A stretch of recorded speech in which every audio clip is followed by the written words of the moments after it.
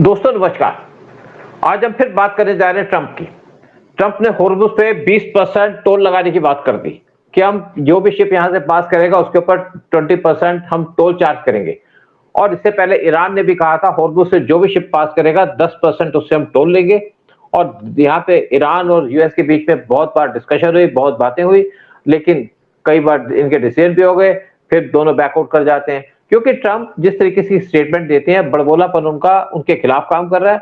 और अब जो इन्होंने स्टेटमेंट दी कि हम 20% टैरिफ लगा देंगे या टोल लगा देंगे जो भी शिप वहां से पास करेंगे, बाद में विड्रॉ कर लिया। लेकिन ऐसी बात क्यों की गई और ये इसका क्या इम्पैक्ट पड़ा पूरे वर्ल्ड के ऊपर? इसका मतलब है कि जो ईरान कहता था मैं टोल लगा दूंगा वो भी ठीक है, वो जस्टिफाइड है। ट्रंप ने तो ये प्रूव कर दिया और आज पूरा वर्ल्ड ट्रंप के खिलाफ है। और ब्राजीलियन प्रेसिडेंट लूला सिल्वा ने कहा कि ट्रंप का जो प्लान है वो है पायरेसी। पायरेट्स ऐसी बात करते हैं कि आप जो भी आपका शिप पास करेगा उससे पैसे ले लेंगे। आपको पता है कि बहुत सी कंट्रीज के यहाँ पे जो अरबियन सी के आसपास पायरेट्स भी घूमते रहते हैं, शिप पे कंट्रोल कर लेते हैं, पैसा मांगते हैं, शिप को छोड़ देते हैं। यही काम ट्रंप कर रहा है। लेकिन इसके क्या इम्पैक्ट होंगे और क्यों इस टाइम पे यूएस एक्सप्लॉइट करना चाहता पूरे वर्ल्ड को? देखा जाए, एक ईरान की स्टेटमेंट आई थी, अगर आपको याद होगा, ईरान ने कहा था यूएस का कोई कल्चर नहीं है, यूएस की हिस्ट्री कोई नहीं है। और बात बिल्कुल ठीक थी। ईरान का बड़ा सुंदर कल्चर है, बड़ा अच्छा कल्चर है, लेकिन यूएस का कल्चर नहीं। यूएस सिर्फ गुंडागर्दी करता है, लोगों पे कंट्रोल कर लेता है, लूट मार करता है, पैसे लूटता है, ऑयल लूटता है और साथ में लोगों को मारता है। बहुत सी कंट्री के प्रेसिडेंट और प्राइम मिनिस्टर को ट्रंप के ऑर्डर पे या यूएस के ऑर्डर पे मारा भी गया। तो आज इसी पे डिस्कशन करेंगे कि ये जो ट्रंप का डिसीजन था टोल लगाने का, इसका क्या इम्पैक्ट होगा वर्ल्ड के ऊपर और गल्फ के ऊपर। सर, हम लोग हर बात पे ट्रंप को ब्लेम करते रहते हैं, लेकिन ईरान का बिहेवियर देखिए ना, वो तो किसी की परवाह ही नहीं कर रहा है। जाके उसको भी पैसा कमाना है, उसका भी पैसा अटका हुआ है, उसके बैंक अकाउंट फ्रीज किए हुए हैं। तो मुझे तो देखिए यहाँ पर जैसे ही ईरान ये करने लगा तो दुनिया में उसका इम्प्रेशन काफी खराब हो गया। उसके ऊपर इंप्रेशन बड़ा खराब हो गया कि यार ये क्या रहा है, ये तो बिल्कुल पायलट की तरह बात करे, जैसे आपने पायलट का बताया। अब वही गलती देखिए, ये ट्रंप ने धड़ाधड़ बोल दिया एंड सडनली फिर उसकी कमिटी बैठी, मिनिस्ट्री बैठी, उन्होंने कहा यार तुम क्यों कर रहे हो बिहेविंग लाइक दिस, कि भाई हम भी 20% चार्ज करेंगे, तुम तो ईरान की भाषा बोल रहे हो। तो इमीडिएटली इसने विड्रॉ कर लिया कि भाई हमारा इंप्रेशन और खराब हो जाएगा। ऐसे खराब हो चुका है, अभी और कितना खराब रहेगा कि भाई हम लोग नहीं चार्ज करेंगे। लेकिन उसका यही कहना है कि भाई अभी वो हॉर्मुज़ आज तक फ्री में था, Hormuz was a free passage, अभी भी फ्री पैसेज होना चाहिए। अगर तुमने किसी भी शिप के ऊपर अटैक किया तो हम तुम्हें छोड़ेंगे नहीं, और वही हो रहा है वहां पर। वो किसी भी शिप के ऊपर वो अटैक कर रहा था। अभी इंडियन गवर्नमेंट ने भी उनके एम्बेसडर को बुलाया, भाई आपने क्यों हमारे इंडियन शिप के ऊपर अटैक किया। उसमें मर भी गया बेचारा, एक दो आदमी हमारे सेलर लोग मर गए, तो उनको बोला गया। तो अब ये दोनों बड़े इररेस्पॉन्सिबल वे से स्टेटमेंट दे रहे हैं, कर रहे हैं। लेकिन यार ठीक है, मोदी अपना ट्रंप अभी वापस ही इज बैक्ड आउट, भाई हम 20% नहीं लेंगे। But it's the situation is getting, अभी कैसे खत्म होगा मामला। अभी यही है कि भाई जिसकी लाठी उसी की भैंस, यही होगा फाइनली। देखो एक्चुअली क्या था कि यहाँ पे क्या ईरान का क्या था कि जो भी शिप यहाँ से मूव करता था, अगर वो ओमानी साइड से जाता था, क्योंकि यहाँ पे एक साइड ओमान भी है, वहां से जाता था, तो ईरानियन उस पर मिसाइल फेंक देते थे। अगर वो ईरान के रास्ते से जाएगा तो यूएस को दिक्कत होती थी। तो यहाँ पे तो सबके लिए दिक्कत हो चुकी है। लेकिन दूसरी बात है, इंटरनेशनल लॉ क्या कहता है? जो general secretary United nation shipping agency के आर्सेनो डोमिंगस, उन्होंने कहा कि अप्रैल के अंदर कहा था कि जो टोल लगाने की बात की है इंटरनेशनल लॉ की वायलेशन है। उन्होंने कहा आईएमओ यानी कि इंटरनेशनल जो आपका मॉनिटरिंग करता है इसका, इंटरनेशनल मैरिटाइम ऑर्गेनाइजेशन, उन्होंने कहा ये फर्मली कहता है कि यहाँ पे कोई फीस चार्ज नहीं होनी चाहिए इंटरनेशनल नेविगेशन सिस्टम के ऊपर। लेकिन उसके बाद ईरान यहाँ पे जो चार्ज कर रहा था, और साथ में यहाँ पे मार्को रूबियो ने एक स्टेटमेंट दी थी कि कोई किसी भी कंट्री को अलाउड नहीं है चार्ज करना या फीस चार्ज करना इंटरनेशनल वाटर स्पेस के ऊपर। लेकिन उसके बाद ट्रंप ने जैसे चार्ज लगा दिया कि हम 20% लेंगे, तो ये तो इंटरनेशनल लॉ को भी नहीं मानता ट्रंप। देखिए मैं आपको दूसरी बात बता दूं, यूएस की हमेशा से पॉलिसी रही है लूट मार की। यहाँ पे जो यूएस के अंदर जो मेन लोग रहते थे, जो इंडिजिनस लोग थे, वो थे रेड इंडियंस। उनको यहाँ पे यूएस के लोगों ने मार मार के भगा करके उनकी लैंड पे कब्जा कर लिया और वहां पे रूल कर रहे हैं। और आपको याद होगा कि जब ट्रंप पावर में आए थे तो उन्होंने कहा कनाडा को 51st स्टेट बना लेंगे, कनाडा को अपने अंदर मर्ज कर लेंगे। फिर कहा जो यहाँ पे ग्रीनलैंड है उसको इंडिया हम यूएस के अंदर मर्ज कर लेंगे। फिर उन्होंने एक और स्टेटमेंट दे दी, जो पनामा कनाल है वो हमारी कनाल है। मतलब इस टाइप की स्टेटमेंट देके ट्रंप ने अपनी पोजीशन खराब कर ली और पूरे वर्ल्ड के अंदर उसे दहशत का मॉल बना दिया, क्योंकि इनके पास बहुत बड़ी आर्मी है, बहुत बड़ी नेवी है, बहुत बड़ी एयरफोर्स है। तो उसका फायदा उठा करके, और देखा जाए तो गल्फ को ट्रंप लूट रहे थे सालों से, उनके ऑयल को लूट रहे थे, और पेट्रो डॉलर का काम भी स्टार्ट किया कि आपको जो है डॉलर में बेचना पड़ेगा। और इन्होंने कहा गल्फ को हम सिक्योरिटी देंगे, आप हमारे को अपने भरोसा रखिए, और वहां पे अपनी बेसिस बना ली। और बाद में जब ईरान पे अटैक किया तो ईरान ने उसी बेसिस पे अटैक कर दिया। तो इनको लगा, जो लोग बैठे हैं जो गल्फ के कंट्रीज, उनको लगा यूएस तो प्रोटेक्ट नहीं कर पा रहा, लेकिन उनको समझ नहीं आ रहा किसके पास जाए अपनी सेफ्टी के लिए। और दूसरी तरफ आप बात कीजिएगा, ईरान के अंदर 1979 तक सब कुछ ठीक था, वहां पे पीस थी, वहां पे प्रोग्रेस थी, वहां पे लोग बहुत खुश थे, और यूरोप से भी ज्यादा ईरान के अंदर लोगों की मानी जाती थी। मतलब ऐसी वहां पे सिचुएशन थी कि यूरोप से भी बेटर है ईरान। लेकिन इन्होंने खुमैनी जो फ्रांस में बैठे थे उनको भेज दिया, और उन्होंने जाकर के ईरान के अंदर जो वहां पे किंग थे उनको हटा दिया, और वहां पे इस टाइप का ये कानून चलने लगा कि वहां पे आईआरजीसी आ गई, वहां पे गुंडाइज्म आ गया, वहां पे इस्लामाइजेशन आ गया, और आज यूएस उसको भुगत रहा है। और दूसरी बात एक और देखिए, ईरान यूएस ने क्या क्या किया है। इन्होंने लीबिया के कर्नल गद्दाफी को मार दिया, लीबिया को डिस्ट्रॉय कर दिया, वहां पे आज तक स्टेबिलिटी नहीं आई। इराक के अंदर सद्दाम हुसैन को मार दिया, और उसका मर्डर करने के बाद इराक भी आज अनस्टेबल सा घूम रहा है। सीरिया के अंदर जो वहां पे गवर्नमेंट बैठी थी उसको हटा दिया, साथ की गवर्नमेंट को हटा दिया, और वहां पे आईएसआईएस के लोगों को बिठा दिया पावर में, उससे जाके मिलते हैं। फिर यूएस इंटरवीन किया था वियतनाम के अंदर, तो वियतनाम के दो टुकड़े थे, वहां कई सालों तक यह लड़ाई चलती रही। बाद में यूएस की फोर्सेस वहां से भागी, और आज वियतनाम की नॉर्थ और साउथ वियतनाम मर्ज हो गए, और वहां पे पीस है, प्रोग्रेस है, और आज दोबारा यूएस वहां से जाना चाहता है। फिर आप अफगानिस्तान की बात कर लीजिएगा, अफगानिस्तान के अंदर कोई दिक्कत नहीं थी, बहुत ज्यादा डेवलपमेंट भी थी, और लोग खुश भी थे। सबसे अच्छे फ्रूट थे अफगानिस्तान से जो पूरे वर्ल्ड को सप्लाई होते थे, ड्राई फ्रूट भी जाते थे। लेकिन इन्होंने वहां पे तालिबान को बिठाया, फिर तालिबान को हटा दिया, उसके बाद दोबारा तालिबान आ गई, उसको भी पूरा डिस्ट्रॉय कर दिया।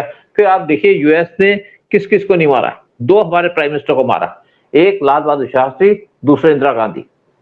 साथ में इन्होंने जो है बांग्लादेश के जो बंगला बंधु है उनका मर्डर किया ऐसे के साथ मिलकर के अगस्त 1975 में। फिर आप देखिए इन्होंने पाकिस्तान को नहीं छोड़ा, क्योंकि जुल्फिकार अली भुट्टो जो पाकिस्तान के प्राइम मिनिस्टर थे, वो इंडिया के साथ दोस्ती करना चाहते थे, ट्रेड बिजनेस करना चाहते थे, उसको मरवा दिया, और बेसिकली उनको जुडिशली मरवा दिया कि इन्होंने किसी का मर्डर किया और जेल में उनका कत्लेआम करा दिया, फांसी दे दी उनको।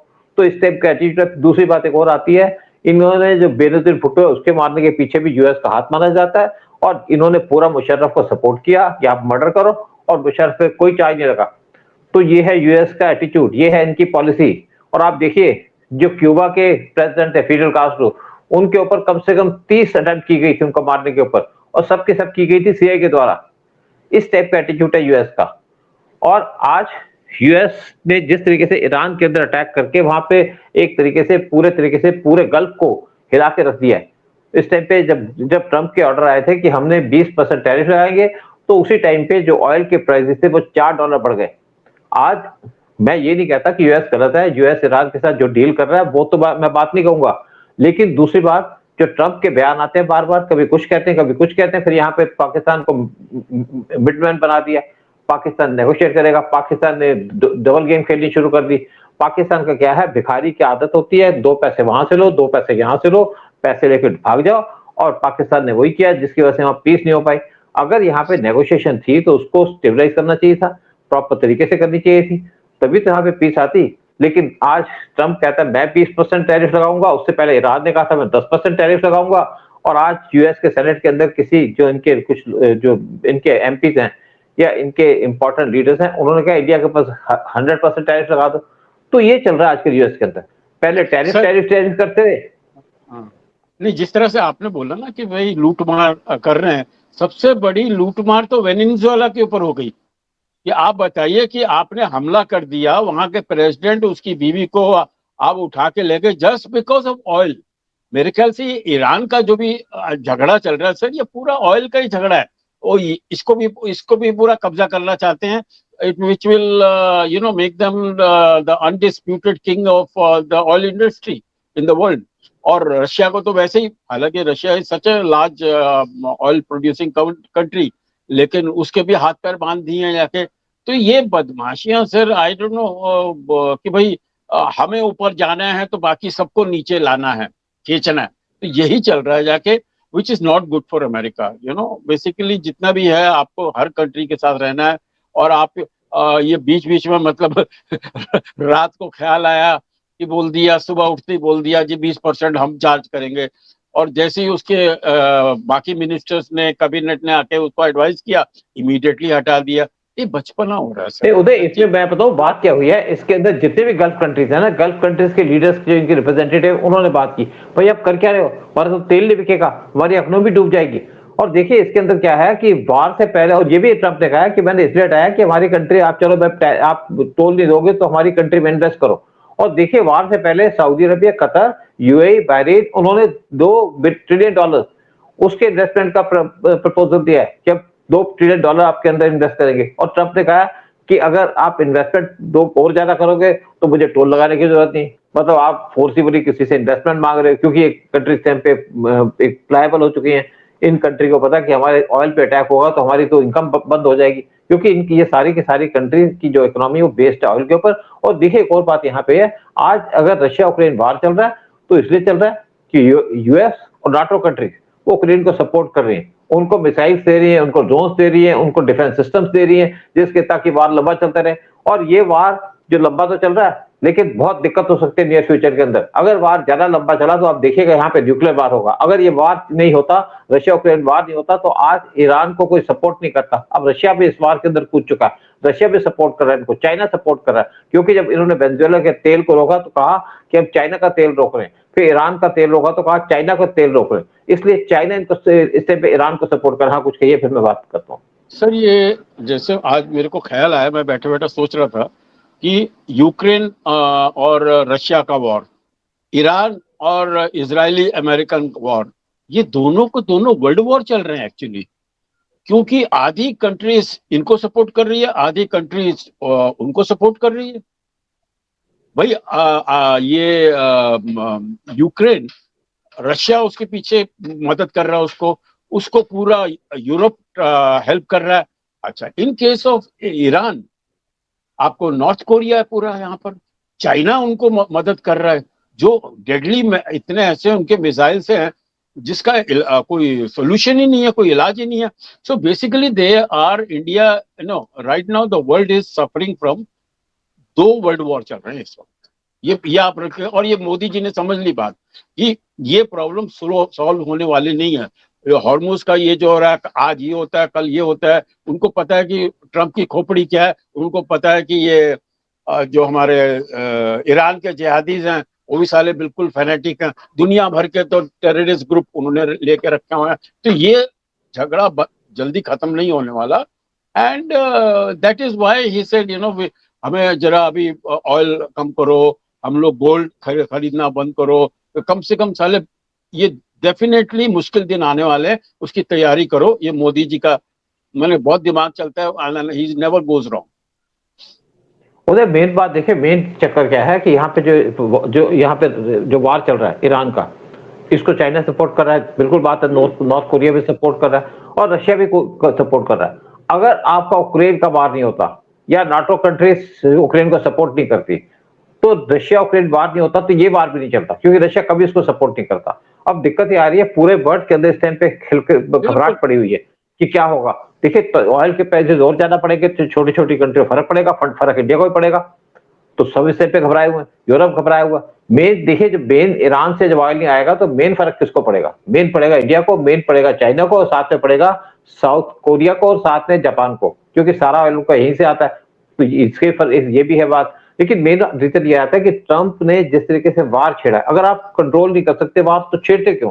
देखिए, जब आप कोई वार करते हो, कोई इशू उठाते हो, तो उसको सोल्यूशन भी आपके पास होना चाहिए। लेकिन ट्रंप के पास कोई सोल्यूशन नहीं है कि इसको वार को कैसे रोकूं, क्योंकि उसको समझ ही नहीं आता मैं क्या स्टेटमेंट दूं। आप उल्टी सीधी स्टेटमेंट देके अपनी जो पीस होती है उसको खराब कर देते हो।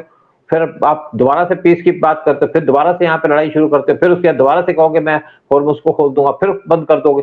ये बार-बार जो ट्रम्प का जो एटीट्यूड है, इसकी वजह से एक देखिए कंट्री का प्रेसिडेंट यानी कि यूएस का प्रेसिडेंट ऐसी बातें करता है तो शोभा नहीं देता।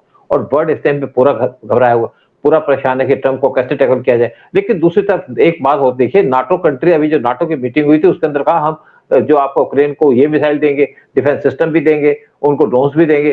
तो इससे क्या है कि इससे बात को लंबा होने के बाद क्या है, अल्टीमेटली जब रशिया के पास कोई सोल्यूशन नहीं रहेगा तो रशिया न्यूक्लियर वार करेगा। और न्यूक्लियर वार करने से सिर्फ यूक्रेन को डिस्ट्रॉय नहीं किया जाएगा, सारी यूरोपियन कंट्री को डिस्ट्रॉय किया जाएगा। और फिर जहां पे अमेरिका रशिया पे अटैक करेगा, दूसरी कंट्री पे अटैक करेगा, तो मुझे लगता है कि बहुत जल्दी यहाँ पे वर्ल्ड वार होने की तैयारी चल रही है, अगर इस वार को जल्दी से रोका ना गया।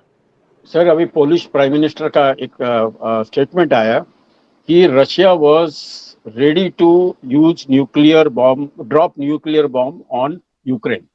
वो पक्का था एकदम उसका, और उसको रोकने वाला और कोई नहीं है, मोदी।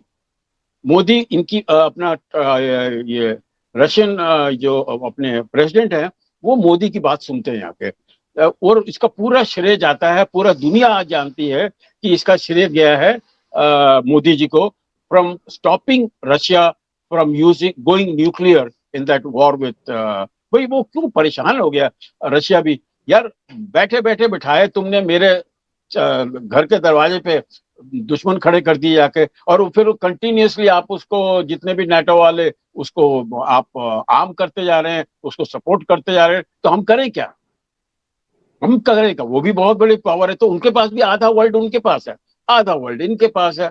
तो ये लेटेस्ट होप सर ये कि वर्ल्ड वॉर जरा, ये 2 वर्ल्ड वॉर जो चल रहे हैं जल्दी खत्म हो, तो हमारे कुछ ये जो जनता, देश की, दुनिया की जनता है, कुछ तो सांस ले जरा चैन की।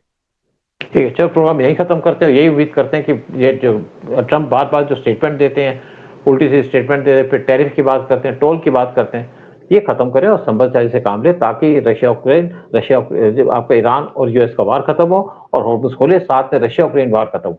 जब तक रशिया यूक्रेन वार चलेगा तो आप सोचिए कि यहाँ पे ईरान और यूएस का वार भी चलता रहेगा। अगर रशिया यूक्रेन वार खत्म हो गया तो रशिया कभी भी ईरान को सपोर्ट नहीं करेगा। लेकिन अगर यहाँ पे रशिया पे आप यूक्रेन को पैसा देते रहोगे, फंड्स देते रहोगे, उसको मिसाइलें देते रहोगे, तो रशिया सपोर्ट करेगा ईरान को, और ये आजकल चल रहा है। ठीक है, प्रोग्राम यहीं खत्म करते हैं और आपसे कहते हैं कि आप चैनल को सब्सक्राइब कीजिएगा, वीडियो को शेयर कीजिएगा और अपने व्यूज दीजिएगा। जय हिंद, जय भारत। जय हिंद, जय भारत। जाने से पहले खाली एक सेंटेंस ये बोलूंगा कि भैया जो मोदी को गालियां देते हो, जो हमारी सरकार को गालियां देते हैं, पूरी दुनिया आज परेशान है। अगर शांति से कोई रह रहा है तो वो हिंदुस्तानी रह रहा है। तो be grateful to our government कि भैया कम से कम उनकी वजह से हमारा इंडिया में तो शांति है और किसी चीज की कमी नहीं है, किसी चीज की भी कमी नहीं है। चलो sir, thank you very much. जय हिंद।